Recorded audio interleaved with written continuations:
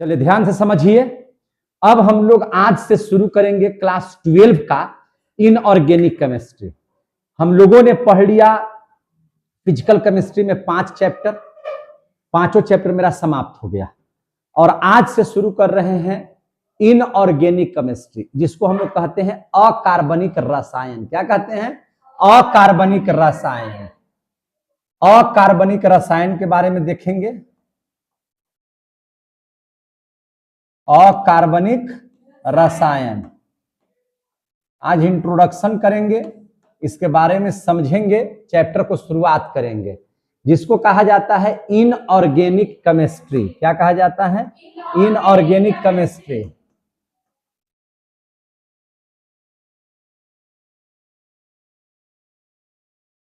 और आज जो चैप्टर हम लोग शुरू करेंगे, ये अगर केमिस्ट्री की बात करें तो ये चैप्टर नंबर कितना है? 6।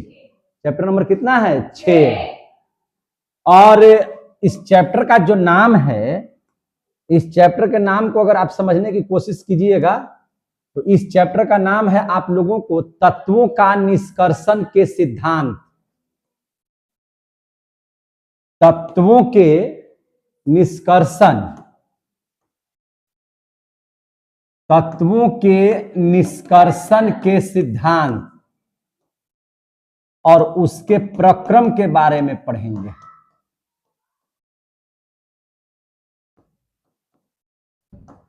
इसके बारे में पढ़ेंगे, ठीक है? यही है चैप्टर का नाम है कि नहीं? और ये चैप्टर नंबर 6 है। अब हम लोग क्लास 12 का पढ़ाई कर रहे हैं। किसका पढ़ाई कर रहे हैं? क्लास 12 का। क्लास 12 की पढ़ाई कर रहे हैं, ठीक है ना? क्लास 12 का ये पढ़ाई है जिसमें आप सभी बच्चे है ना इसे देख रहे हैं। आप सभी जितने भी लोग क्लास 12 में हैं, आप बहुत अच्छे से इस चैप्टर को पढ़ सकते हैं। बिल्कुल आसान भाषा में हम इसको पढ़ा देंगे, बिल्कुल बढ़िया से पढ़ा देंगे, ताकि आप लोगों को किसी भी प्रकार का कोई कष्ट नहीं हो। तो सबसे पहले इस चैप्टर में हमको पढ़ना क्या है, तो देखिए इस चैप्टर में आप लोग 10 क्लास में इस चैप्टर को पहले से पढ़े हैं। 8 क्लास में भी थोड़ा बहुत इस चैप्टर को हम लोगों ने पढ़ा है और फिर से ये 12 क्लास में हम लोगों को पढ़ना है। अब इसमें हम लोगों ने क्या पढ़ा है, क्या नहीं पढ़ा है, तो इसमें हम लोग सबसे पहले पृथ्वी के बारे में पढ़ेंगे। किसके बारे में पढ़ेंगे? पृथ्वी के बारे में पढ़ेंगे। कैसे पृथ्वी के बारे में पढ़ेंगे? तो देखिए, एक शब्द है जिसका नाम है भूपर्पट्टी। क्या नाम है इसका? भूपर्पट्टी। भूपर्पट्टी मीन्स बोले तो क्या चीज, तो ध्यान से समझिएगा। भूपर्पट्टी मीन्स होता क्या चीज है, इसको ध्यान से समझिएगा। जैसे हम लोग पृथ्वी को ध्यान से देखते हैं तो पृथ्वी पर कई लेयर हैं। क्या है? कई लेयर हैं। पृथ्वी पर बहुत सारे परत हैं। इस तरह से ही पृथ्वी है, इसके बहुत सारे परत हैं। तो उसका जो सबसे बाहरी परत है, उसका जो सबसे बाहरी परत है, इसी परत को ही हम लोग भूपर्पट्टी बोलते हैं। क्या बोलते हैं? भूपर्पट्टी बोलते हैं। यानी कि पृथ्वी के बाहरी परत को या बाहरी भाग को हम लोग क्या बोलते हैं? भूपर्पट्टी। पृथ्वी के बाहरी भाग, बाहरी भाग को क्या बोलते हैं? भूपर्पट्टी बोलते हैं। और क्यों इसको बाहरी भाग की यहां पे चर्चा क्यों हम लोग कर रहे हैं, तो इस भूपर्पट्टी में बहुत सारे तत्व पाए जाते हैं। बहुत सारे तत्व इसमें पाए जाते हैं। अगर हम लोग बात करें तो इस भूपर्पट्टी में बहुत सारे तत्व पाए जाते हैं। हाँ हाँ, अच्छा, इसमें बहुत सारे तत्व क्या होते हैं? पाए जाते हैं। बहुत सारे तत्व पाए जाते हैं। बहुत सारे तत्व पाए जाते हैं इस भूपर्पट्टी में। समझ में आ रही है बात? इस भूपर्पट्टी में बहुत सारे तत्व पाए जाते हैं। और इन्हीं बहुत सारे तत्वों में से कुछ का अध्ययन हम लोगों को करना है, समझे कि नहीं? इसमें से कुछ का हम लोगों का अध्ययन करना है। और इस बात को ध्यान से समझेंगे कि सबसे ज्यादा इस भू प्रॉपर्टी में पाए जाने वाले तत्व कौन कौन से हैं। तत्व क्या है? तत्व आप लोग पढ़े होंगे, है ना। पदार्थ दो भागों में बंटा रहता है। कोई भी पदार्थ शुद्धता के आधार पर कितने भागों में बंटता है? दो भागों में। एक को कहते हैं शुद्ध पदार्थ और एक को कहते हैं अशुद्ध पदार्थ। शुद्ध पदार्थ में दो चीज आते हैं, एक आता है तत्व और एक आता है यौगिक, है कि नहीं? एक आता है क्या चीज? तत्व, एक आता है यौगिक। जो सिंगल रूप में है वह तत्व है, जिसका सूत्र होता है वह यौगिक होता है कि नहीं? और जिसका सूत्र नहीं होता है ना, वह मिश्रण है। वह क्या है? मिश्रण है। जैसे हम लोग कहते हैं जल, तो जल का सूत्र होता है कि नहीं होता है? क्या होता है? H2O, तो वह यौगिक है। क्या है? यौगिक है। आप कहते हैं कैल्शियम कार्बोनेट, तो उसका सूत्र होता है कि नहीं होता है? CaCO3, तो वह क्या हो गया? यौगिक, समझे कि नहीं? आप कहते हैं नमक, तो नमक का सूत्र होता है कि नहीं? NaCl, तो वह क्या हो गया? यौगिक। आप कहते हैं चीनी, तो चीनी क्या है? तो चीनी आपका यौगिक है। क्यों? तो चूंकि उसका सूत्र है C12H22O11। लेकिन आप कहते हैं ऑक्सीजन, ऑक्सीजन का सूत्र नहीं है, संकेत है O। क्या है? O। नाइट्रोजन N, तो ये सूत्र का निर्माण नहीं हो रहा है, वह उसके पहचान है ना। और वह क्या है? तो एक सिंगल रूप में है, तो वह तत्व हो गया। और जिसका सूत्र होता है वह हो गया यौगिक। और कहते हैं हवा, हवा का कोई सूत्र है? नहीं है, तो वह हो गया मिश्रण। वह क्या हो गया? मिश्रण। मिश्रण भी कई प्रकार के? दो प्रकार के। एक होता है समांगी मिश्रण और एक होता है विसमांगी मिश्रण, है कि नहीं? तो इसे पढ़े हैं कि नहीं पढ़े हैं? तो इसे ध्यान में रखिएगा। तो अभी जो हम लोग पढ़ रहे हैं कि इस भूपर पट्टी में बहुत सारे तत्व पाए जाते हैं, जिसमें विशेष मात्रा में सबसे ज्यादा अगर किसी की मात्रा होती है तो वह किसकी मात्रा होती है? ऑक्सीजन की। किसकी मात्रा होती है? ऑक्सीजन की। और ऑक्सीजन की बात करें तो कितना ऑक्सीजन होता है? तो करीब करीब इसका परसेंटेज होता है 49% के आसपास में। कितना परसेंट है? 49%। सबसे ज्यादा मात्रा में भूपर पट्टी में पाए जाने वाला कौन सा तत्व है? ऑक्सीजन। क्वेश्चन आता भी है, समझे कि नहीं? अब 2-3 क्वेश्चन हम बता रहे हैं जो आपके परीक्षा में 1 नंबर वाले में आते हैं, इसलिए ध्यान से समझिएगा और ध्यान से सुनिएगा। समझ में आ रही है बात जो बोल रहे हैं? क्या बोले हम अभी कि ऑक्सीजन भूपर पट्टी में यानी कि पृथ्वी के भूपर पट्टी यानी कि बाहरी भाग में पाए जाने वाला सबसे अधिक कौन सा तत्व है? तो सबसे अधिक हो गया आपका क्या चीज? ऑक्सीजन। सबसे ज्यादा क्या हो गया? ऑक्सीजन। कितना परसेंट पाया जाता है? 49%। NCERT का बुक निकालिएगा या दूसरा बुक निकालिएगा तो उसमें दिया हुआ है 46.6%, लेकिन आप उसको 49% ही याद रखिएगा। इसके बाद भूपर पट्टी में कौन सा तत्व सबसे ज्यादा मात्रा में पाया जाता है बताइए? तो इसके बाद जो पाया जाता है उसका नाम है सिलिकॉन। क्या नाम है?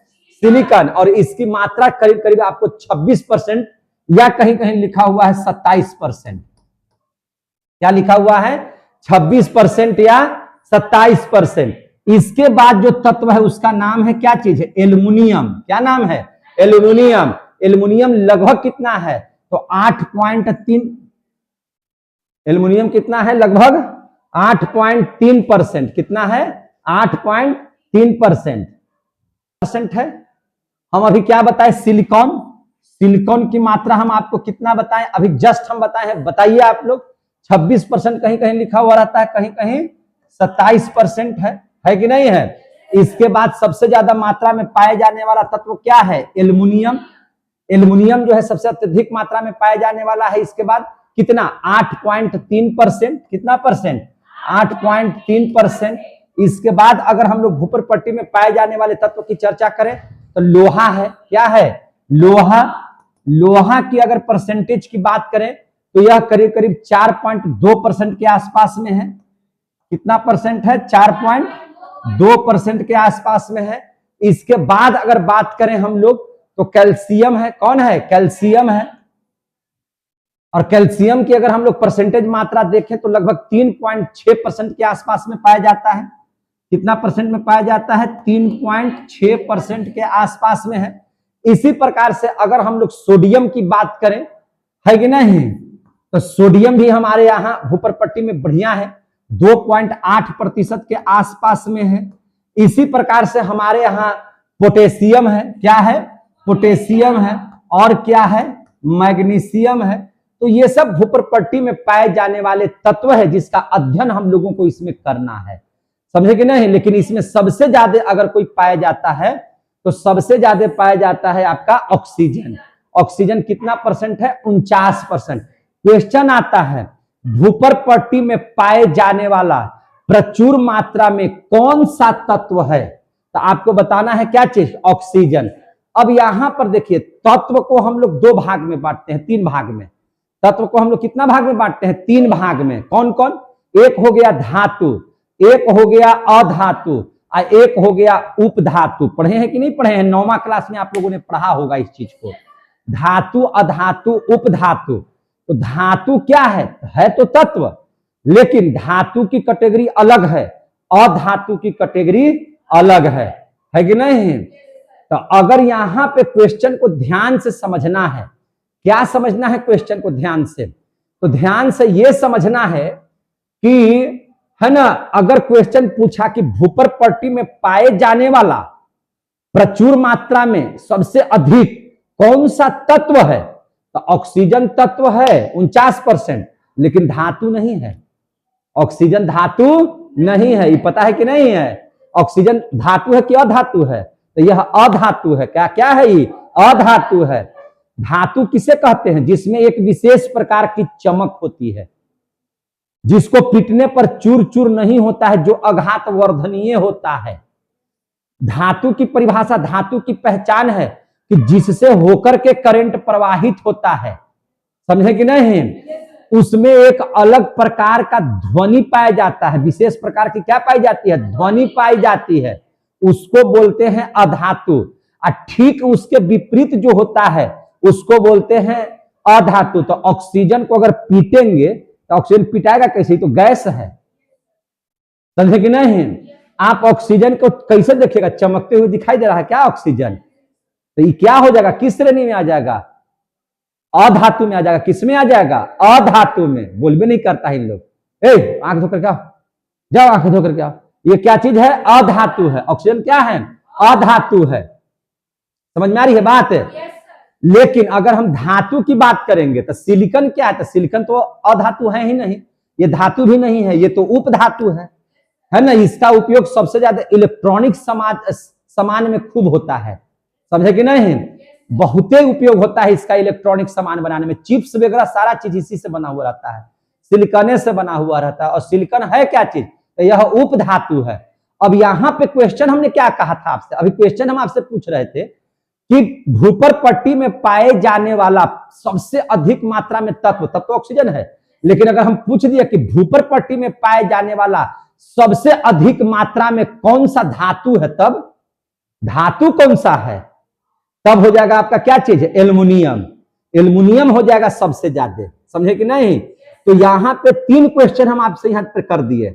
अगर तत्व पूछेगा सबसे अधिक मात्रा में तब तो ऑक्सीजन, अगर धातु पूछेगा तो एल्युमिनियम, और उपधातु पूछेगा कि सबसे अधिक मात्रा में पाए जाने वाला भूपर पट्टी में सबसे अधिक मात्रा में पाए जाने वाला उपधातु, तो उपधातु हो गया क्या चीज? सिलिकॉन। तो इसलिए तीनों के तीनों क्या है? इंपॉर्टेंट है। समझ में आ गया बात? कैसे इंपॉर्टेंट है? तो यह क्या है? अधातु। यह क्या है? अधातु। ये क्या है? उपधातु। और ये क्या है? धातु, है कि नहीं। लोहा क्या है? तो धातु। ध्यान से समझते चलिए। ये क्या है? कैल्शियम क्या है? धातु।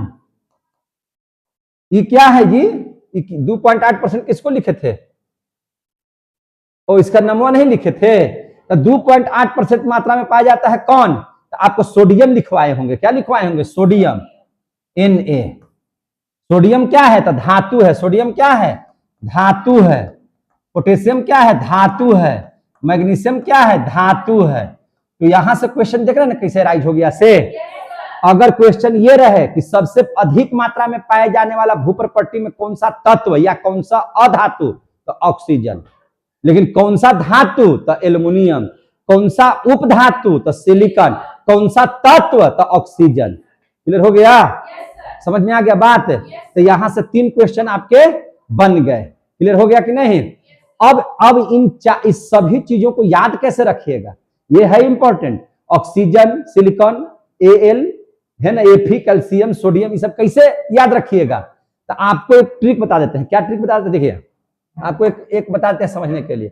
हम अभी बताए कि भूपर पट्टी में पाए जाने वाले कौन कौन से तत्व हैं। तो अभी आप लोगों ने क्या कहा? ऑक्सीजन का नाम लिया कि नहीं लिया? उसके बाद सिलिकॉन का नाम लिया कि नहीं लिया? उसके बाद एल्युमिनियम का नाम लिया कि नहीं लिया? एल्युमिनियम के बाद आप लोग लोहा के नाम लिए कि नहीं लिए? उसके बाद क्या चीज का नाम लिया? लोहा के बाद क्या चीज का? कैल्शियम का। और कैल्शियम के बाद क्या चीज का नाम लिया? सोडियम का। तो इसको हम लोग आराम से याद कैसे रख सकते हैं? ओ से ओ, SI से शिव, AL से आलू, है ना, Fe से फेंकन, है ना, फे, इसका नाम है क, इसका नाम है ना। अब बोलिए तो मिला करके, ओ शिव आलू फेंकन। याद हो गया? भूपर पट्टी में पाए जाने वाला तत्व सबसे ज्यादा मात्रा में क्रमबद्ध कैसे याद रखेंगे? ओ शिव आलू फेंकन, है ना, भोजपुरी भाषा में या मगही भाषा में, ओ शिव आलू फेंकन। ओ से ऑक्सीजन, शिव से सिलिकॉन, आलू से Al, फेंक से Fe, क से Ca, ना से Na। ओ शिव आलू फेंकन। समझे कि नहीं? ऑक्सीजन की मात्रा सबसे ज्यादा कहां? बोलबे नहीं करता है।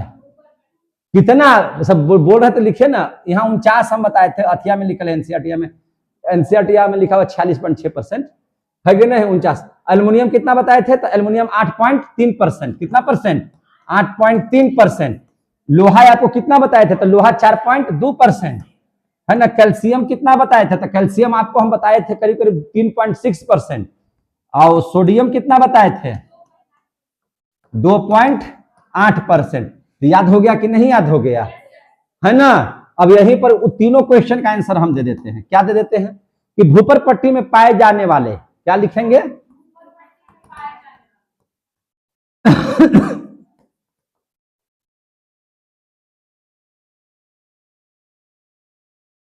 पाए जाने वाले, है ना, तत्वों में। हम तत्वों की यहां चर्चा कर रहे हैं, है ना, प्रचुर मात्रा में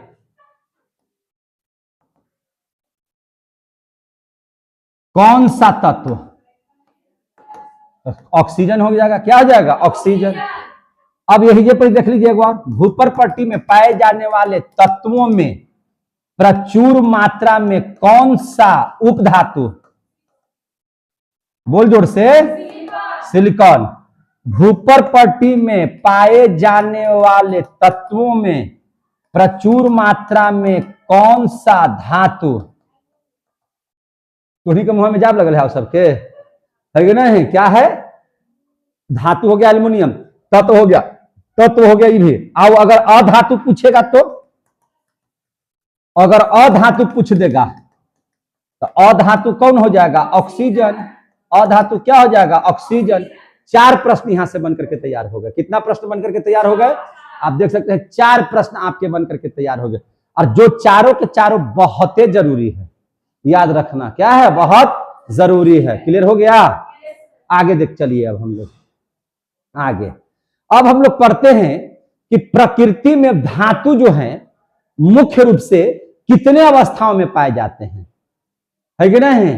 तो ये आपको याद होना चाहिए। 9वां क्लास में पढ़े होंगे या 10वां क्लास में पढ़े होंगे कि प्रकृति में धातु जो है मुख्य रूप से 2 भागों में, कितना भागों में? 2 भागों में नहीं, 2 अवस्था में पाए जाते हैं। एक हो गया फ्री स्टेट यानी कि मुक्त अवस्था में, और एक हो गया कंबाइंड स्टेट यानी कि संयुक्त अवस्था में। कितना अवस्था में? 2 अवस्था में। कौन कौन? एक हो गया मुक्त अवस्था में और दूसरा हो गया संयुक्त अवस्था में। मुक्त अवस्था जो अकेले रहता हो, और संयुक्त अवस्था जो किसी के साथ रहता हो। समझे कि नहीं? तो वह धातु का नाम बताइए। तो चलिए हम लोग उसको पूछ लेते हैं, जरा सा समझ लेते हैं क्या टॉपिक बनाए इसका। तो टॉपिक हम बनाते हैं प्रकृति में धातु मुख्य रूप से प्रकृति में धातु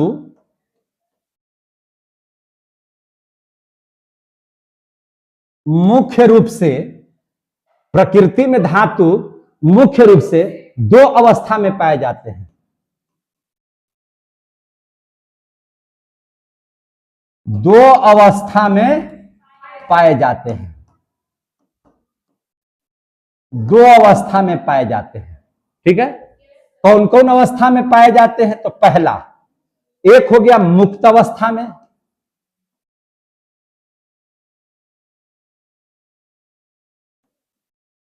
जिसको हम लिख सकते हैं इन फ्री स्टेट। एक हो गया क्या चीज? संयुक्त अवस्था में, इसको लिख सकते हैं इन कंबाइंड स्टेट, है कि नहीं? In combined state. समझ में आ गया बात है?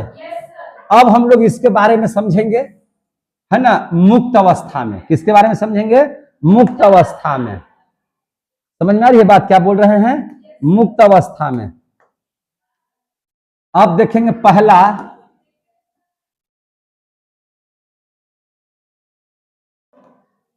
मुक्त अवस्था में। मुक्त अवस्था में इस मैटर को समझने का प्रयास कीजिए। किसको कहेंगे मुक्त अवस्था में? जैसे देखिए, मुक्त अवस्था में जो किसी के साथ क्रिया करने के लिए या अभिक्रिया करने के लिए बेचैन नहीं होता है। समझे कि नहीं? या कहने का मतलब है कि जो किसी को वैल्यू नहीं देता है कि ना तू आओ हम तुमको बहुत वैल्यू देंगे, तुमको साथ रिएक्शन करेंगे, नहीं। वह अपने राजा है, वह स्वयं में क्या है? राजा है, जिसको किसी से कोई मतलब नहीं है, जिसको कोई लेना देना नहीं है। आ रहा समझ में जो बात बोल रहे हैं? जिसको किसी से कोई मतलब, जैसे सोना को आप ध्यान से देखिए, सोना किसी से रिएक्शन नहीं करता है कि नहीं? आपको ऑक्सीजन से भी रिएक्शन नहीं करेगा, है कि नहीं? आपको जल से भी रिएक्शन नहीं करेगा, आपको कार्बन मोनोऑक्साइड से भी रिएक्शन नहीं करेगा। ये किसी से रिएक्शन नहीं करता, कोई परवाह नहीं है, यह बेचैनी नहीं है जाने के लिए किसी के पास। इसीलिए सोना का जो सामान बनाया जाता है वो पानी में डाल दीजिए, हवा में रख दीजिए या कभी भी रख दीजिए, खराब नहीं होगा। क्योंकि खराब तब ना होगा जब किसी का हवा लगेगा, खराब तब ना होगा जब किसी के संगति में रहेगा। आप लोग बिगड़ तब न जाते हैं जब कोई फोनमा करता है, इसके पास कोई फोन करने वाला नहीं है, ये अकेले राजा है। कहता है कि एक बार मैंने किसी को फोन कर दिया, उठा लिया तो ठीक, नहीं उठाया तो हम दोबारा उसको फोन कभी उठाते भी नहीं, ना करते भी नहीं है। समझे कि नहीं? मैं पवन सिंह हूं, है कि नहीं? सोना क्या है? पवन सिंह है। समझे कि नहीं? समझ में आ गई बात? इसी प्रकार से आप सिल्वर को भी ले लीजिए, सिल्वरो इसी कैटेगरी में है, इसलिए चांदी का भी कोई भी आभूषण जल्दी खराब नहीं होता। आप प्लेटिनम ले लीजिए, प्लेटिनम भी इसी तरह से है कि नहीं? तो ये सब किस अवस्था में पाए जाते हैं? मुक्त अवस्था। बेचैनी नहीं है, ये क्रिया करने के लिए या अभिक्रिया करने के लिए, किसी के साथ मिलने के लिए, है ना, बेचैन नहीं है। समझे कि नहीं? ये अपने आप में है, एकदम स्वतंत्र हैं। मन हुआ तो मिले, न मन हुआ तो न मिलेंगे। अपने मन का राजा है ये। कौन? सोना है, सिल्वर है, प्लेटिनम है, ये सब। समझ में आ गई बात?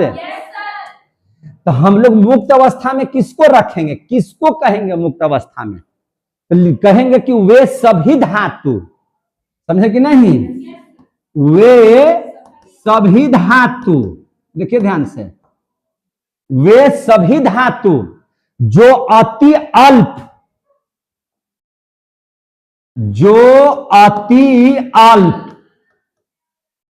अति का मतलब कि एकदम में कम क्रियाशील हो,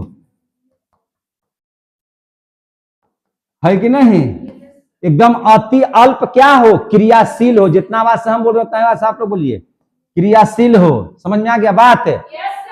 मुक्त अवस्था में पाया जाता है। किस अवस्था में पाया जाता है? मुक्त अवस्था में पाया जाता है। जैसे एक लाइन में आप लोग सुन लीजिए आंसर।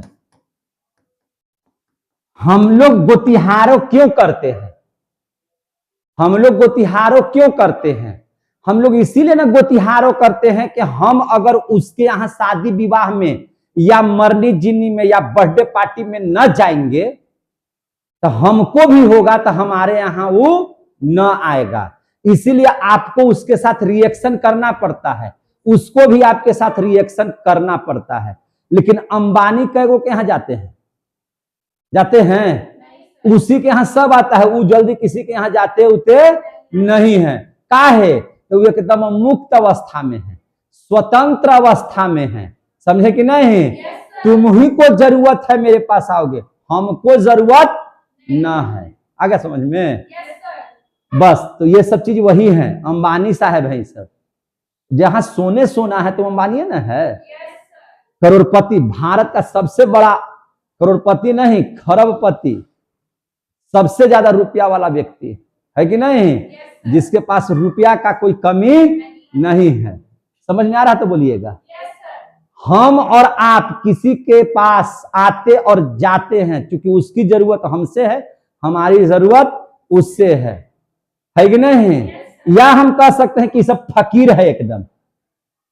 समझे कि नहीं? कोई किसी से लेना देना नहीं है, न समाज से, न किसी व्यक्ति से, न किसी जीव जंतु से।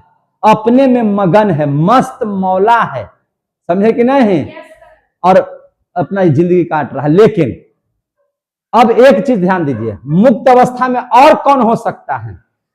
जो हर तरह से परिपूर्ण हो, वह मुक्त अवस्था में रह सकता है। तो ये तो धातु के बारे में हम बताए जो मुक्त अवस्था में है, और कुछ तत्व के भी बारे में जान लीजिए। तो तत्व में जैसे देखिए, आप अक्रिय गैस का नाम सुने होंगे। अक्रिय गैस जो 18 नंबर में ब्लॉकवा में है कि नहीं है? कौन कौन है उसमें? तो हीलियम का नाम सुने होंगे, नियॉन का नाम सुने होंगे, आर्गन का नाम सुने होंगे, क्रिप्टन का नाम सुने होंगे, जेनॉन का नाम सुने होंगे, है ना, रेडॉन का नाम सुने होंगे। ये सब के सब क्या है? अक्रिय गैस। क्यों अक्रिय गैस है? क्योंकि इसके बाह्यतम कक्षा में कितना इलेक्ट्रॉन होता है? 8। और जिसके भी बाह्यतम कक्षा में 8 इलेक्ट्रॉन हो जाएगा वह अभिक्रिया में भाग नहीं लेगा, क्योंकि उसको कोई लेना देना कहीं से नहीं है। समझे कि नहीं? वह अक्रिय है। अक्रिय माने जो काम करने वाला नहीं है। जो काम करने वाला है उसको बोलते हैं सक्रिय, है कि नहीं? वह सक्रिय है। काहेला भाई? तो नाचे में सक्रिय है, हरदी फेंके में सक्रिय है कि नहीं? गाड़ी चलाने में सक्रिय है। उसको कोई मतलब नहीं है गाड़ी क्यों चलाएंगे, हमारा पास तो सब है। समझे कि नहीं? तो जितने भी अक्रिय गैस हैं वो सबके सब क्या है? मुक्त अवस्था में पाए जाते हैं। किस अवस्था में पाए जाते हैं? मुक्त अवस्था में पाए जाते हैं। क्लियर हो गया? तो हम यहाँ का नोट में अगर इस बात को लिख दें तो कोई दिक्कत है? तो नोट में हम क्या लिखें? तो नोट में लिखेंगे अक्रिय गैस एवं अन्य कुछ तत्व हैं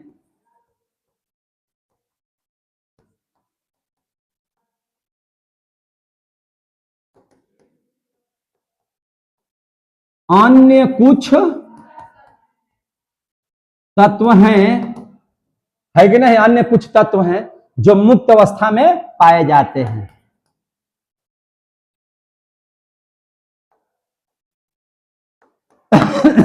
जो मुक्त अवस्था में पाए जाते हैं,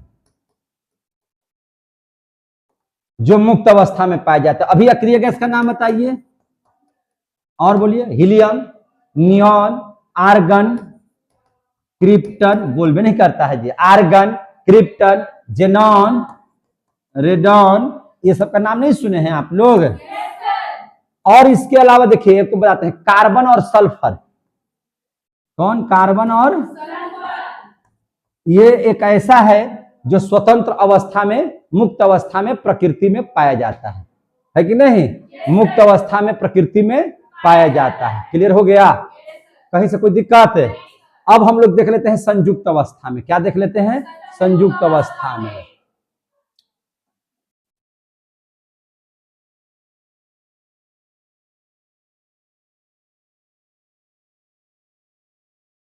संयुक्त अवस्था में, इन कंबाइंड स्टेट, संयुक्त अवस्था में जो हमेशा जुड़ करके रहता है, उसको डर है कि नहीं, तो उसको हम लोग बोलेंगे कंबाइंड स्टेट।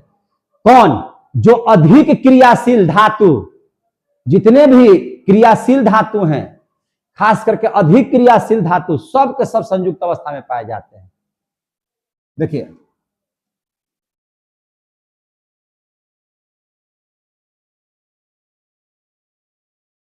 अधिक क्रियाशील धातु किस अवस्था में पाए जाते हैं?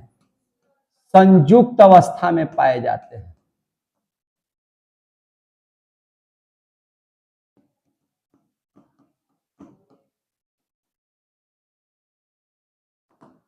अधिक क्रियाशील धातु किस अवस्था में पाए जाते हैं? संयुक्त अवस्था में पाए जाते हैं। अधिक क्रियाशील धातु किस अवस्था में पाए जाते हैं? संयुक्त अवस्था में पाए जाते हैं। कैसे? जैसे कौन चक्कर पकड़ ज्यादा कर रहा है, बिना ओकरा बिना मन नहीं लग रहा है, उसे कौन धातु है कि नहीं? है कि नहीं? अरे मनवा नहीं लग रहा तब ना किसी के साथ क्रिया कर रहा है। जैसे तोहनियों के मनवा नहीं लगता तब ना इधर उधर फोन डोलावे लगते हैं आप लोग। हेलो कौन है जी?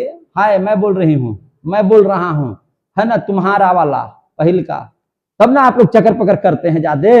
और अगर इस सबसे कोई नाता रिश्ता नहीं रहेगा, संयुक्त मुक्त अवस्था में रहेगा, तो कोई फोन की जरूरत नहीं है कि नहीं? कोई हमको नेट की जरूरत नहीं है कि नहीं? आप सोना हो जाइएगा। फिर अगर मोबाइल से आपको लगाव है, किसी के पास भी मोबाइल है, वो चक्कर पकड़ करेगा और क्रियाशील होगा, समझे कि नहीं? उसको जरूरत है, वो ब्याह करेगा, लेकिन महात्मा को ब्याह करने की जरूरत है? उसको कोई मतलब ही नहीं है कि नहीं? तो वो है मुक्त अवस्था में, दुनिया संसार से मुक्त हो चुका है, तो मुक्त अवस्था में है, जिसको दुनिया संसार से मतलब है, बाल बच्चा से मतलब है, नया नया कपड़ा पहनना है, कार्गो जींस पहनना है, नया नया जूता पहनना है, घड़ी बांधना है कि नहीं, चश्मा लगाना है, मतलब स्पष्ट है कि उसको चक्कर पकड़ करना है, उसको मतलब है, यानी कि क्रियाशील है। अब जैसे एल्युमिनियम को ले लीजिए, किसको ले लीजिएगा? एल्युमिनियम, इसको करना है, इसीलिए दूसरा के फेरा में है, ये पॉजिटिव है, नेगेटिव के फेरा में रहता है एनी टाइम, समझे कि नहीं? उसी प्रकार से पोटेशियम है, उसी प्रकार से सोडियम है, समझ में आ रही है कि नहीं बात? उसी प्रकार से मैग्नीशियम है, उसी प्रकार से जिंक है। ये सब अकेले नहीं रहेगा, यह किसी न किसी के साथ ही रहेगा। जब किसी के साथ रहेगा तो इसको बोलेंगे कि संयुक्त अवस्था में है। समझ में आ गई बात?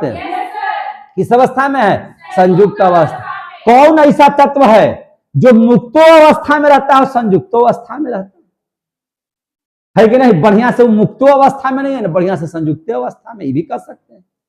तो आप उसका नाम बताइए तो जरा सा। तो आप देख लीजिए, हम नोट में लिखवा देते हैं आपको। कॉपर और क्या? लोहा। कॉपर और लोहा, ये दोनों कैसे हैं भैया? तो ये दोनों मुक्त एवं संयुक्त, दोनों अवस्था में, दोनों अवस्था में, है कि नहीं? दोनों अवस्था में पाए जाते हैं। तो ये भी क्वेश्चन इंपॉर्टेंट हो गया, इसलिए इसको क्या कर दिया? नोट। याद रखिएगा दोनों के बारे में, है ना? ये जरूरत पड़ने पर मुक्त अवस्था में भी हो सकते हैं, संयुक्त अवस्था में भी हो सकते हैं, है कि नहीं? समझे कि नहीं? है ना? तो ये एक तरह से समझिए कि टीचर वाला रूप में है कि नहीं? टीचर वाला रूप में। मन भी है नाचने का, तैयो मन कंट्रोल कर ले है कि नहीं भैया टीचर है ना? जैसे शिक्षक एक ऐसा शब्द है जो बहुत सारे कामों से उसको अलग रहना पड़ता है, चाह करके भी, है ना? मन में है लड्डू फूट रहा है, फिर भी मन ने मन करना है, काहे भाई कि 10 आदमी देखे नहीं, है कि नहीं? मास्टर ना है जी। देखते हैं आप दुनिया का कोई आदमी, एक समाज में देखिएगा, समाज में अगर कोई आदमी गलती करता है तो उसको 1-2 दिन में मैटर समाप्त हो जाता है कि अच्छा कोई बात नहीं हो गया। लेकिन वो मास्टर से गलती हो जाए, 4 दिन नहीं 4 महीना तक न्यूज चलते रहेगा उसका, है कि नहीं? देखिए ये फलना जगह के मास्टर है लेके भाग गया किसी को, है कि नहीं? क्या भाई तो टीसी काटने के नाम पर ऐसे कर दिया ले, तो ये सब चलते रहता है। तो मास्टर को बहुत समझना पड़ता है, मास्टरे है, मुक्त अवस्था में भी है, संयुक्त अवस्था में भी है। ससुरारियों जाएगा ना तो उसको बेचारा के मास्टर के जैसा रहना है। कैसे रहना है? मास्टर की तरह। कैसे रहना है? तो एकदम सीधा सपाटा बन करके, है ना? देखियो रहा है, नाचो देख रहा है, नाच देखना खराब काम है ना? वहां स्त्री का अपमान हो रहा है, उसको देख रहा है, लेकिन मास्टर तो कुछ बोलबो नहीं कर रहा, उसको नोटो नहीं उड़ाने का इच्छा, माने नोटो है, उड़ाना भी चाह रहा है लेकिन नहीं उड़ा सकता है। का है? आप मास्टर हैं। समझ में आ गई बात ना? तो जो बीच बिचवा में है वह कौन है? कॉपर और Fe। न मुक्त अवस्था में है न संयुक्त अवस्था में। क्लियर हो गया? यहां तक समझ में आ गया? अब मूल चीज पर आते हैं जिसका नाम क्या है? खनिज, है ना? खनिज के बारे में देखें, आपको पढ़ना है ये सब चीज। खनिज, खनिज बोले तो मिनरल्स। खनिज को अंग्रेजी में क्या कहते हैं? मिनरल। मिनरल, मिनरल माने खनिज। अब ध्यान से समझिए खनिज क्या है। खनिज क्या है? खनिज बोले तो जिसका सूत्र है वो खनिज है। यौगिक में कैसे बोले थे कि जिसका सूत्र है वो यौगिक है, तो जिसका सूत्र है उसका खनिज है। समझे कि नहीं? वह क्या कहलाएगा? खनिज कहलाएगा। कोई भी धातु, कोई भी धातु प्रकृति में, कोई भी धातु प्रकृति में जिस यौगिक के रूप में रहता है, जिस यौगिक के रूप में रहता है उसे हम लोग क्या कहते हैं? खनिज। समझ में आ गई बात है? यौगिक के रूप में होना चाहिए। और यौगिक किस रूप में होता है? तो सूत्र में होता है। सूत्र में होता है। जैसे कहते हैं जिंक सल्फाइड ZnS, जो सूत्र बन गया तो यौगिक है, और यौगिक है तो खनिज है। समझ में आ रही है बात? यौगिक है तो क्या है? खनिज है। माने कौन? धातु। कौन बात कर रहे हैं धातु का? हम यहाँ धातु लिख रहे हैं, क्या परिभाषा लिख रहे हैं? कोई भी धातु, देखिए ध्यान से, धातु का यहाँ चर्चा किए हैं। धातु तो बहुत सारे हैं लेकिन हम धातु की चर्चा करेंगे। किसकी चर्चा करेंगे? धातु। धातु भी एक तत्व है। सभी के सभी तत्व, सभी के सभी धातु तत्व हैं, लेकिन सभी के सभी तत्व धातु नहीं है। क्योंकि तत्व में अधातु भी आता है, तत्व में उपधातु भी आता है। समझे कि नहीं? तो इसीलिए बताया कि सभी के सभी धातु तत्व हैं, सभी के सभी अधातु तत्व हैं, सभी के सभी उपधातु तत्व हैं, लेकिन सभी के सभी तत्व न धातु हैं, न उपधातु हैं, न अधातु हैं। समझ में आ गई बात? तो कोई भी धातु प्रकृति में,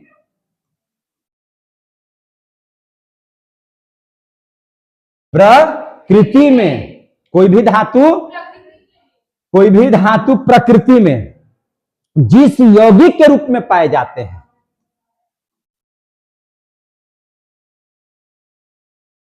जिस यौगिक के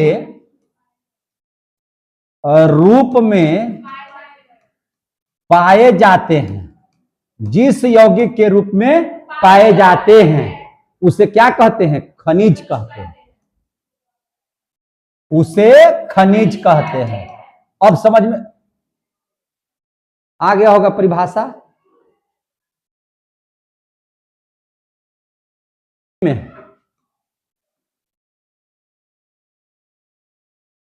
है ना? कोई भी धातु प्रकृति में, है ना, जिस यौगिक के रूप में पाया जाता है,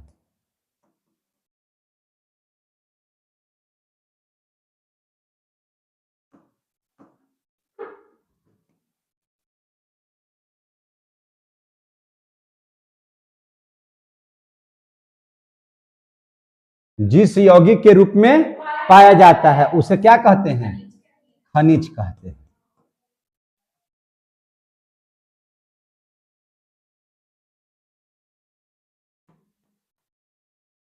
उसे क्या कहते हैं? खनिज कहते हैं। समझ में आ गई बात? धातु किस रूप में? यौगिक के रूप में। यौगिक बोले तो उसमें और कोई ना कोई तत्व होगा। समझे कि नहीं? यौगिक चूंकि एक तरफ से बनता नहीं है, यौगिक तो दो या दो से अधिक तत्वों को आपस में एक निश्चित अनुपात में मिलने से बनेगा, तो उसी को क्या कहते हैं? यौगिक कहते हैं। समझ में आ गया बात? जैसे अगर उदाहरण कोई पूछेगा तो उदाहरण क्या बताइएगा? ZnS क्या है? खनिज है। ZnS क्या है? खनिज है। Fe2O3 क्या है? खनिज है, धातु है ना, किसी अन्य धातु तत्व से मिला हुआ। उसके बाद आप ले लीजिए Al2O3, इंटू 2H2O, ये क्या है? खनिज है। आप कहते हैं NaCl, NaCl क्या है? खनिज है। समझ में आ गया कि नहीं? जो भी चीज है ये सब, जब धातु किसी यौगिक के फॉर्म में हो तो उसको क्या बोलेंगे हम लोग? खनिज। क्या बोलेंगे उसको? खनिज। क्लियर हो गया? अब हम लोग बात कर लेंगे अयस्क का। किसकी बात कर लेंगे? अयस्क, है कि नहीं? अयस्क को अंग्रेजी में क्या कहते हैं? ओर्स, ORES, अयस्क।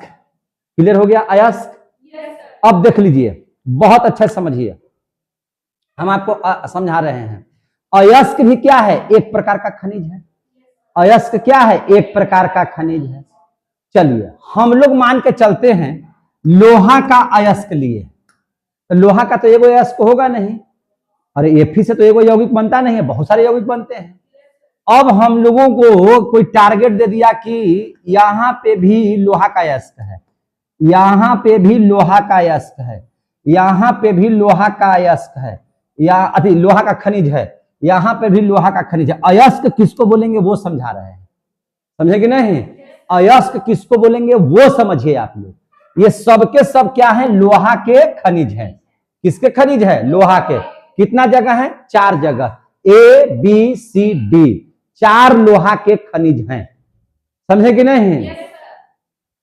इसको हम लोग निकाल रहे हैं, यहां से अगर लोहा निकाल रहे हैं तो हो क्या रहा है कि इसमें परिश्रम ज्यादा लग रहा है, परिश्रम ज्यादा लग रहा है, खर्च भी क्या लग रहा है? ज्यादा हो रहा है, खर्च ज्यादा हो रहा है, परिश्रम भी क्या हो रहा है? ज्यादा। समझे कि नहीं?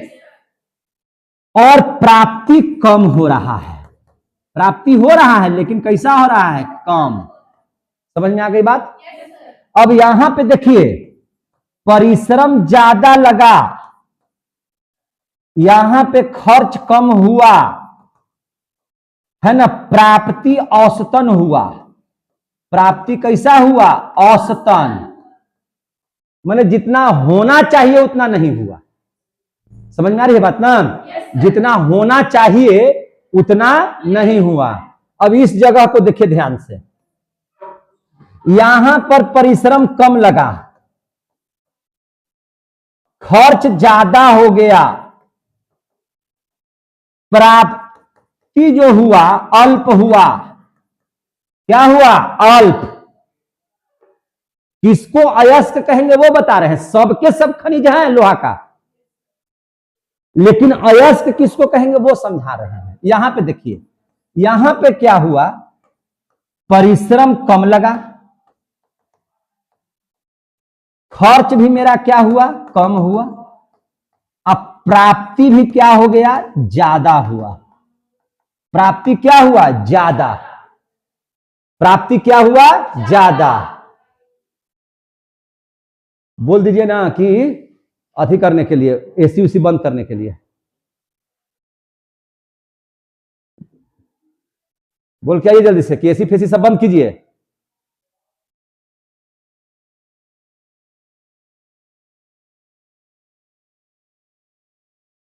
समझ में आ रही है बात ना? अब देख लीजिए, अब हम लोगों को यहां पे समझने की जरूरत है। अयस्क कहता है, अयस्क कहता है, समझिए फिर से, परिश्रम ज्यादा, खर्च ज्यादा, प्राप्ति कम है। परिश्रम ज्यादा, खर्च कम है, प्राप्ति औसतन है। परिश्रम कम है, खर्च ज्यादा है, प्राप्ति अल्प है। यहां परिश्रम भी कम है, खर्च भी कम है और प्राप्ति भी ज्यादा है। तो लाभ ज्यादा होगा कि नहीं होगा? लाभ ज्यादा होगा कि नहीं होगा? यहां पे लाभ क्या हो जाएगा? अल्प हो जाएगा। यहां पे लाभ औसतन होगा, है कि नहीं? यहां पर हो भी नहीं करेगा, लाभ नहीं होगा। समझ में आ रहा कि नहीं बात है? तो अयस्क कहता है, अयस्क क्या है कि भैया कम परिश्रम में, कम खर्च में ज्यादा खनिज की प्राप्ति हो, उसी चीज को आप अयस्क बोलिए। तो अब ABCD में कौन अयस्क है बताइए? डी अयस्क हो गया। डी क्या हो गया? अयस्क हो गया। कितने बच्चों को समझ में आया ये बात? तो डी क्या हो गया? अयस्क। इसको अयस्क नहीं बोलेंगे, इसको अयस्क नहीं बोलेंगे। समझ में आ गया बात है? मतलब क्या हुआ? वे सभी खनिज, ध्यान से समझिए, क्या परिभाषा लिख सकते हैं इसका कि वे सभी खनिज, अरे भैया इस सबके सब खनिज है ना। अयस्क भी क्या है? एक प्रकार का खनिज ही है, लेकिन अयस्क वास्तव में कैसा खनिज को कहेंगे? तो अयस्क कहेंगे वे सभी खनिज, देखिए ध्यान से, वे सभी खनिज है ना, जिनसे जिनसे शुद्ध धातु, जिनसे शुद्ध धातु, इस सब में से निकलेगा, धातु निकलेगा सब में से, तो जिनसे शुद्ध धातु कम खर्च में, समझ में आ रही है बात? कम खर्च में, कैसे? सरलता से कि कठिनाई से? सरलता से। अब सरलता में परिश्रम का भी सरलता हो गया, सरलता से प्राप्त किया जा सकता है, सरलता से प्राप्त किया जा सकता है, प्राप्त किया जा सकता है, उसे क्या बोलते हैं? उसे अयस्क कहते हैं, उसे अयस्क कहते हैं। क्लियर हो गया? समझ में आया कि नहीं आया? है कि नहीं? इसीलिए अयस्क की परिभाषा दिया जाता है कि वैसा खनिज जो कम खर्च में आसानी से प्राप्त हो जाए, वैसा खनिज जो कम खर्च में आसानी से प्राप्त हो जाए। सब खनिज है, लेकिन हमको लगाए 1000, प्राप्ति हुआ 100, तो खनिज है? अति अयस्क है? नहीं। लगाए हम 100 और प्राप्ति हुआ 1000, तो वह हो गया अयस्क, खनिज नहीं है वो, अयस्क हो गया।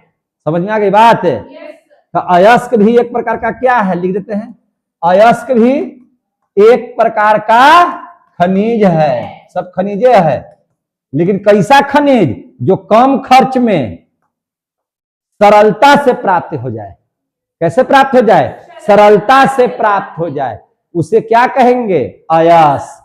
अब यहां पे हम लोगों को कुछ महत्वपूर्ण अयस्क के बारे में जानना है और उसी का पूरा विधिवत पढ़ाई इस चैप्टर में पढ़ना है। तो आइए हम लोग जानते हैं कुछ महत्वपूर्ण अयस्क के बारे में।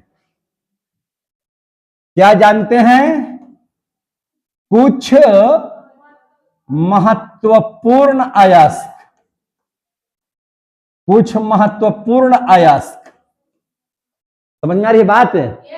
कुछ महत्वपूर्ण अयस्क जानेंगे। अयस्क, अयस्क किसको कहेंगे? वैसा खनिज जिसको कम खर्च में आसानी से प्राप्त किया जा सके। समझे कि नहीं?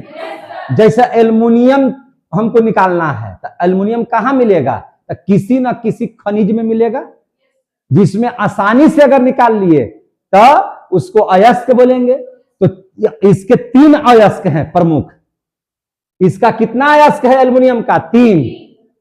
तीनों अयस्क है, लेकिन उसमें भी जो महत्वपूर्ण है उसको जानना है। समझे कि नहीं? तो सबसे पहला हम लोग किसके बारे में पढ़ेंगे? एल्यूमिनियम या एल्यूमिनियम, कुछ भी लिखिए तो कोई दिक्कत नहीं, एल्यूमिनियम ऐसे भी लिख दीजिएगा। एल्युमिनियम का संकेत क्या होता है? Al। इसका कितना अयस्क है? 3 महत्वपूर्ण। कौन कौन है? एल्युमिनियम की प्राप्ति किससे किससे होती है? तो देखिए, एल्युमिनियम की प्राप्ति होती है बॉक्साइट से। किससे होती है? बॉक्साइट से। किससे हो रही है? बॉक्साइट से। बॉक्साइट का सूत्र जानते हैं आप लोग? Al2O3 into 2H2O। याद कर लीजिए, कल सुनेंगे। Al2O3 इंटू 2H2O, ये हो गया किसका सूत्र? बॉक्साइट का। और कहां से प्राप्त हो सकता है एल्युमिनियम? तो एल्युमिनियम की प्राप्ति होती है कोरंडम से। किससे? कोरंडम से।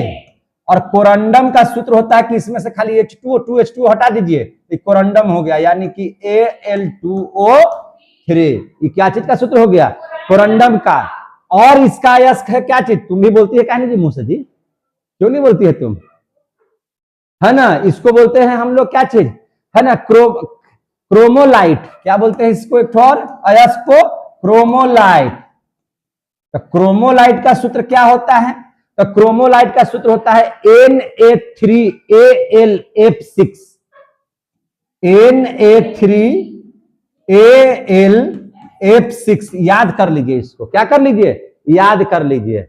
इन तीनों अयस्कों से, तीनों में एल्युमिनियम पाए जाते हैं। और इसमें से कैसे प्राप्त होगा वो अगला टॉपिक में पढ़ना है, लेकिन इन तीनों से एल्युमिनियम की प्राप्ति की जा सकती है, जिसमें एल्युमिनियम के सबसे महत्वपूर्ण अयस्क में बॉक्साइट आ जाता है। कौन आता है? बॉक्साइट। हम लोग बॉक्साइट से एल्युमिनियम का निष्कर्षण करते हैं, है कि नहीं? निष्कर्षण मैंने उसको निकालते हैं। क्लियर हो गया? दूसरा देख लीजिए लोहा के बारे में। दूसरा किसको देख लीजिएगा? लोहा। लोहा को क्या बोलते हैं? आयरन। आयरन बोलिए या लोहा बोलिए, जिसका सूत्र क्या होता है? Fe। ई किस किस चीज से निकलता है जरा देखते हैं। तो देखिए ध्यान से, लोहा कैसे कैसे प्राप्त होता है। तो लोहा के 4 अयस्क निम्नलिखित हैं। कितना अयस्क? 4 अयस्क। कौन कौन? तो एक है हेमेटाइट। क्या है? हेमेटाइट। समझ में आ रहा है बात? हेमेटाइट। हेमेटाइट का सूत्र क्या होता है? तो Fe2O3। क्या सूत्र होता है? Fe2O3। यहां मत सुनाइए, आप याद कर लीजिए। समझ में आ गई बात? Fe2O3। और किससे प्राप्ति हो सकता है? मैग्नेटाइट से। किससे? मैग्नेटाइट से। जाने के बाद इसको एक बार कम से कम रिवीजन जरूर कीजिए इतना पढ़ाने के बाद। तो मैग्नेटाइट से भी इसको प्राप्त करते हैं। मैग्नेटाइट का सूत्र होता है, देखिए, हेमेटाइट छोटा है तो 2 3, मैग्नेटाइट बड़ा है तो 3 4। Fe3O4। क्या बोलेंगे? Fe3O। हेमेटाइट छोटा है तो 2 3 3 4। समझ में आ गई बात? अब देख लीजिए और किससे प्राप्ति होता है? आयरन। तो आयरन की प्राप्ति होता है सीडेराइट से। किससे? सीडेराइट से। सीडेराइट नामक अयस्क से भी इसकी प्राप्ति होती है। सीडेराइट का सूत्र होता है FeCO3। क्या होता है? FeCO3। इससे भी इसकी प्राप्ति होती है। और एक और चीज से इसकी प्राप्ति होती है अयस्क से, जिसका नाम है आयरन पाइराइट। क्या नाम है? Iron pyrite. Iron pyrite. तो आयरन पाइराइट का सूत्र क्या हो जाएगा? तो आयरन पाइराइट का सूत्र होता है FeS2। क्या होता है? FeS2। इससे भी इसकी प्राप्ति हो जाती है। तो हम लोगों ने एल्युमिनियम के अयस्क को देखा, लोहा के अयस्क को देखा, और किसके अयस्क को जानना है? तो आपको जानना है कॉपर के अयस्क को। किसको जानना है? कॉपर के अयस्क को। याद रखिएगा, किसके अयस्क को? कॉपर। कॉपर को क्या बोलते हैं? Cu। क्या बोलते हैं? Cu। अब इसके अयस्क को जानना होगा। कैसे जानेंगे इसके अयस्क को? ध्यान से समझ लीजिए। तो कॉपर के मुख्य रूप से 4 अयस्क पढ़ने हैं। कितने अयस्क? 4 अयस्क। सबसे पहले देखिए, इसमें महत्वपूर्ण कौन है? हेमेटाइट। जो फर्स्ट वाला लिख रहे हैं ना, वो VVI है, पूछा जाता है क्वेश्चन, है ना, वेरी वेरी इंपॉर्टेंट है। तो कॉपर भी प्राप्त होता है किस किस अयस्क से? तो ये प्राप्त होता है कॉपर पाइराइट से। क्या लिखेंगे इसको? Copper pyrite. कॉपर पाइराइट का सूत्र क्या होता है? CuFeS2। CuFeS2 इससे प्राप्त होता है। दूसरा, और किससे ये प्राप्त होता है? तो मेलाकाइट से। किससे? मेलाकाइट से। मेलाकाइट से भी इसकी प्राप्ति होती है। मेलाकाइट का सूत्र क्या होता है? CuCO3। CuCO3 इंटू CuOH का होल 2। OH का होल 2।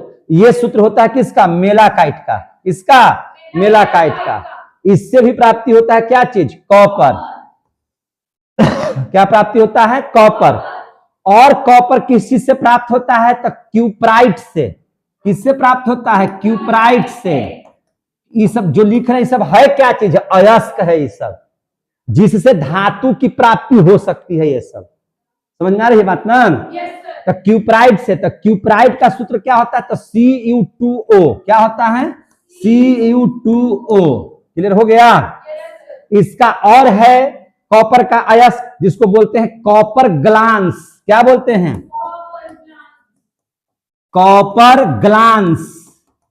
और कॉपर ग्लांस का सूत्र क्या होता है? Cu2s। क्या होता है? Cu2s। क्लियर हो गया? तो इन सारे चीजों की प्राप्ति, इन अयस्कों की प्राप्ति इन सारे अयस्कों से होती है। और कौन कौन अयस्क पढ़ना है पढ़ लीजिए। चौथा है जिंक। चौथा क्या है? जिंक। चौथा देख लीजिए है जिंक। जिंक बोले तो Zn। जिंक बोले तो Zn। जिंक बोले तो Zn। इसके कितने अयस्क आपको पढ़ने हैं? 3। कितने अयस्क पढ़ने हैं? 3। कौन कौन 3 अयस्क है इसका नाम बताइए। तो जिंक की प्राप्ति जिंक ब्लेंड से होती है। किससे होती है? जिंक ब्लेंड नामक अयस्क से। जिंक ब्लेंड, जिसका सूत्र होता है Zns। क्या होता है? Zns। समझे समझे कि नहीं? और यह किससे प्राप्त होता है? तो केलामाइन। किससे? केलामाइन। किससे? कौन अयस्क से? केलामाइन। ZnCO3। क्या है इसका सूत्र? ZnCO3। इससे इसकी प्राप्ति होती है। और जिंक किससे प्राप्त होता है? तो जिंकाइट से। किससे? जिंकाइट से। जिंकाइट से। जिंकाइट, जिंकाइट का सूत्र होता है ZnO। क्या होता है? ZnO। ये इसके क्या है? प्रमुख अयस्क हैं। क्या है? प्रमुख अयस्क हैं। कोई दिक्कत है? दिक्कत है तो बोलिए। पांचवा, पांचवा जो है हम लोगों को पढ़ना है मैग्नीशियम, है ना? क्या पढ़ना है? मैग्नीशियम। मैग्नीशियम को हम लोग क्या बोलते हैं? Mg। क्या बोलते हैं? Mg। इस मैग्नीशियम की प्राप्ति किन किन अयस्कों से होती है? किन किन अयस्कों से होती है? मैग्नीशियम की प्राप्ति किन किन अयस्कों से होती है? तो मैग्नीशियम की प्राप्ति 2 अयस्क से होती है। एक होता है डोलामाइट और एक होता है मैग्नेसाइट। क्या होता है? डोलामाइट और मैग्नेसाइट। तो सबसे पहले देख लेंगे डोलामाइट, है कि नहीं? डोलामाइट, है ना? और एक होता है मैग्नेसाइट। मैग्नेसाइट, है ना? मैग्नेसाइट का सूत्र क्या होता है? MgCO3। MgCO3। और डोलामाइट का सूत्र क्या होता है? तो डोलामाइट का सूत्र होता है CaCO3 इंटू MgCO3। समझ में आ गया बात? क्या होता है? CaCO3 into MgCO3। ये हो गया डोलामाइट, ये हो गया मैग्नेसाइट। इन दोनों अयस्क से किस किस धातु की प्राप्ति हो सकती है? मैग्नीशियम की। और क्या पढ़ना है देख लीजिए। और आप लोगों को क्या पढ़ना है उसको देख लीजिए। छठा, समझ में आ रही है बात? तो हमको पढ़ना है पारा के बारे में। किसके बारे में? पारा। पारा बोले तो इसका संकेत होता है Hg। क्या होता है? Hg। और ये किसी से प्राप्त होता है? तो सीने बार से। किसी से? सीने बार से। सीने बार बोले तो HgS। 7वां, कैवां हो गया? 7वां। हमको लेड के बारे में पढ़ना है। लेड की प्राप्ति। लेड बोले तो इसी को बोलते हैं Pb। क्या बोलते हैं? Pb। इसकी प्राप्ति होती है गैलेना से। गैलेना से। गैलेना से। गैलेना का सूत्र क्या होता है? PbS। क्या होता है? PbS। क्लियर हो गया? 8वां। अब हम लोग देख लेंगे सिल्वर। क्या देख लेंगे? सिल्वर। सिल्वर का सूत्र होता है, संकेत होता है Ag। अबे गधे। Ag, ए से अबे, अजी से गधे। समझेंगे नहीं? नहीं, Ag ऐसे बोलिए। समझेंगे नहीं? क्या बोलिएगा? Ag। इसकी प्राप्ति करने के लिए 2 अयस्क हैं। कितने अयस्क हैं? 2 अयस्क हैं। एक होता है सिल्वर ग्लांस। एक का नाम क्या है? Silver glance. तो सिल्वर ग्लांस का जो सूत्र होता है उसका होता है AgS। AgS। समझ में आ गया बात? एक होता है सिल्वर हॉर्न से। किससे? Silver horn. सिल्वर हॉर्न से। सिल्वर हॉर्न को हम लोग बोलते हैं AgCl से, सिल्वर क्लोराइड AgCl अयस्क से होता है, समझे कि नहीं? और देख लीजिए जरा सा, एक और लिखवा देते हैं। और क्या पढ़ना है आप लोगों को? तो टीन के बारे में। किसके बारे में? टीन। तो टीन की प्राप्ति किससे होती है? टीन का संकेत क्या होता है? ए से। तो टीन की प्राप्ति किससे होती है? तो को क्या चीज तो नाम है उसका, केसिटराइट, क्या चीज से? केसिटराइट से। कौन से अयस्क से? केसिटराइट अयस्क से, केसिटराइट अयस्क से, जिसका सूत्र होता है SnO3। क्या होता है? SnO3। आ गया समझ में? तो ये सभी धातुएं जिन जिन अयस्कों से प्राप्त होते हैं उसके बारे में हमने आपको पढ़ाया, समझे कि नहीं? सूत्र के साथ एकदम याद हो जाना चाहिए कल। समझ में आ गई बात? तो ये सभी धातुएं इन अयस्कों से प्राप्त होते हैं, समझ में आ गई बात? अब एक टॉपिक पढ़ना है गैंग के बारे में। गैंग कहते हैं इसी को, इसी को क्या बोलते हैं? मैट्रिक्स बोलते हैं। क्या बोलते हैं इसको? मैट्रिक्स, या इसी को बोलते हैं अधात्री। क्या बोलते हैं? अधात्री। अंग्रेजी में गैंग ऐसे, या मैट्रिक्स इसको ऐसे लिखते हैं, ठीक है ना? कैसे लिखते हैं? ऐसे लिखते हैं, समझे? गैंग क्या है? देखिए, अशुद्धि समझते ना? अशुद्धि तो बोलबे नहीं करता। अशुद्धि नहीं समझते हैं? अशुद्धि माने गंदगी, अशुद्धि माने गंदगी। तो इन अयस्कों के साथ, जो पहले हमें पढ़ाया अयस्क, तो इन अयस्कों के साथ उपस्थित व्यर्थ पदार्थ, व्यर्थ का मतलब होता है जिसका प्रयोग हमको जरूरी नहीं है रहना इसका, है ना? तो अयस्कों के साथ उपस्थित व्यर्थ पदार्थ, व्यर्थ पदार्थ के रूप में हो सकता है आकड़, कंकड़, पत्थर, मिट्टी, बालू के कण, राख, छाई, ये सब मिले हुए हों तो उसी को कहा जाता है गैंग। उसी को क्या कहा जाता है? गैंग। उसी को कहा जाता है मैट्रिक्स या अधात्री। क्लियर हो गया? तो इसकी क्या परिभाषा या क्या इसको बोलेंगे? तो अयस्क के साथ, देखिए ध्यान से, अयस्क के साथ उपस्थित, अयस्क के साथ उपस्थित व्यर्थ पदार्थ, है ना? अयस्क के साथ उपस्थित व्यर्थ पदार्थ।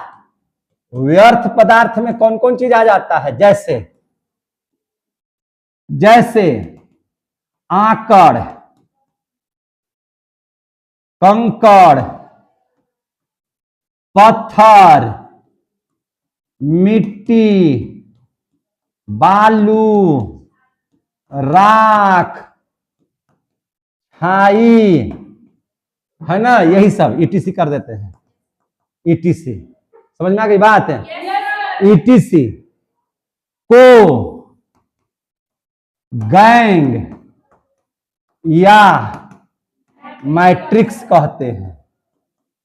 गैंग या मैट्रिक्स कहते हैं। समझ में आ रहा है तो बोलिए। कोई दिक्कत? चैप्टर समझ में आ रहा है? मजेदार लग रहा है चैप्टर? समझ में आ रहा है सबको? इसी को क्या कहते हैं? गैंग या मैट्रिक्स कहते हैं। अब देख लेंगे धातु कर्म। क्या देख लेंगे जी? धातु कर्म। क्या देखेंगे? धातु कर्म।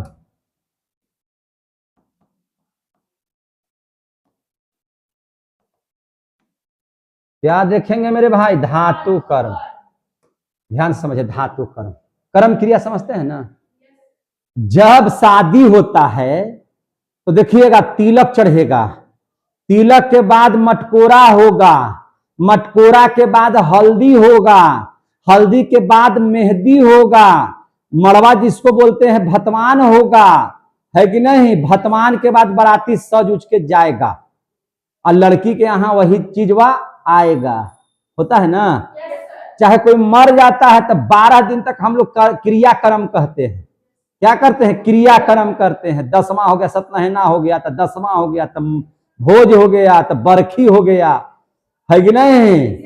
तो हम लोग मरनी होता है तो क्या करते हैं, बरखी। और सदिया के बाद क्या करते हैं, उसको चौठारी। एकदम शादी का फंक्शन और मरने का फंक्शन दोनों एकदम सेम सेम होता है, समझेंगे नहीं। तो ये क्या कर रहे हैं हम लोग, क्रियाक्रम कर रहे हैं।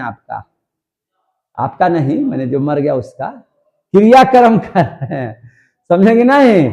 तो भैया धातु में जो क्रियाक्रम होगा उसी को क्या बोलेंगे, धातु कर्म, समझेंगे नहीं। धातु कर्म कहेंगे, क्या कहेंगे उसको, धातु कर्म। तो धातु कर्म मैंने क्या चीज, देखिए ध्यान से, धातु कर्म मीन्स क्या चीज, देखिए हम आपको समझा रहे हैं, कैसे समझा रहे हैं समझिए। हमको धातु प्राप्त करना है, किससे धातु प्राप्त करना है, शुद्ध अयस्क से। अयस्क से हमको क्या प्राप्त करना है, धातु। कैसा धातु प्राप्त करना है, तो शुद्ध। तो अयस्क से शुद्ध धातु प्राप्त करने में जो जो प्रक्रिया या जो जो क्रिया करते हैं, सतना है ना, माथा मुड़ाने वाला काम, दसवां, भोज, बरखी, जे करते हैं उसी को क्या बोलते हैं, धातु कर्म। नहीं, आफत को लाने के लिए, विपत को लाने के लिए, अरे भैया लड़की क्या है, लाते हैं शादी करके तो आफते विपत न है, अरे जी सर, लड़के को करके जी सर तू आफत विपत है, तेरे जाएगी तो आफत विपत बन जाएगी। नहीं, लड़की बहुत प्यारी चीज है ना। लेकिन मान के चले कि आफते विपत कह रहे हैं, तो लड़का लोग देखते हैं क्या करता है, सर तिलक होता है, उसके बाद उसका क्या होता है, मटकोरा होता है, मटकोरा के बाद क्या होता है, हल्दी होता है, हल्दी के बाद क्या होता है, मेहंदी। अब तो लड़कवानो मेहंदी लगाता है, बताइए तो, लड़का मेहंदी लगाता है, क्या क्या ये सब करेगा, ये सब समझे में नहीं आता है। लड़का को मेहंदी लगाना है, बताइए, लगाता है सब। तो ये होता, फिर बाराती ले जाता है, एगो से नहीं आती है वो, 1000 आदमी को ले जा करता है, नाचते गाते, पड़ाका छोड़ करके उसको जनाता है, पड़ाकवा छोड़ करके सब कि हम आगे लिए है, तैयार हो जो, है ना। लड़कियों उधर पड़ाकवा कर करके नाचती है पूरा ऐसे से कर करके, है कि नहीं, कि हमर सजनमा आ रहा है, जो न मार झोड़ुआ के ठीक कर देगा दूसरे का दिन से। तो चलिए, धातु कर्म वही चीज क्रिया है, समझे कि नहीं। अयस्क से, किससे, अयस्क से, अयस्क से शुद्ध धातु प्राप्त करने की, शुद्ध धातु प्राप्त करने की, है ना, शुद्ध धातु प्राप्त करने की प्रक्रिया को क्या कहते हैं, धातु कर्म कहते हैं। क्लियर हो गया, धातु कर्म कहते हैं। जैसे रोटी खाने के लिए आपको क्या करना होता है, आप गेहूं लाते हैं, गेहुआ के कोई चीज लाते हैं, सबसे पहले घर में तो क्या करते हैं, धोते हैं, क्या करते हैं, धोते हैं। तो हम लोग भी अयस्क को जब लाते हैं तो धोते हैं। धोने का मतलब केमिस्ट्री में कहा जाता है कि भैया उसको हम सांद्रण करते हैं, और जब धोआ हुआ जाता है यानी कि सांद्रण हो जाता है तो उसको बोलते हैं सांद्रित अयस्क। क्या बोलते हैं, सांद्रित अयस्क।